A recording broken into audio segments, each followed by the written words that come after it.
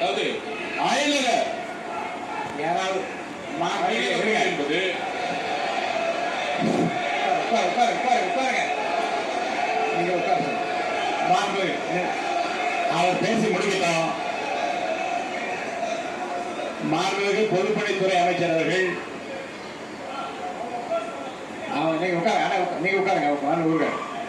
மாண்புமிகு பொதுப்பணித்துறை அமைச்சர் வரிசையாக வகைப்படுத்தி சில ஆதாரங்களை கொடுக்கிறார்.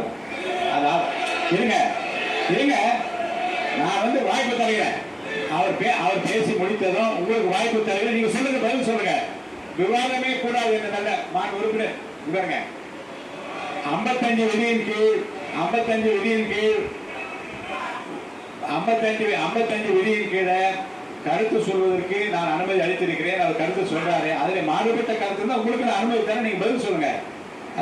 உட்காருங்க. பொதுப்பணித்துறை முடிச்சிருங்க.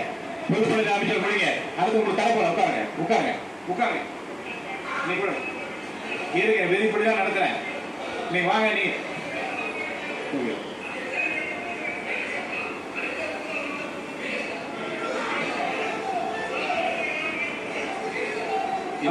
எதிர்கட்சி தலைவருக்கு முழுமையா பேச வாய்ப்பு கொடுத்த தவறுன்னு சொல்றீங்களா? நீங்க அப்போ எவ்வளவு சொன்னார். நான் அமைதியாக கேட்டிருந்தேன். ஏன்னா அவருக்கு அது பதில் சொல்ற உரிமை அவருக்கு இருக்கிறது இல்லையா?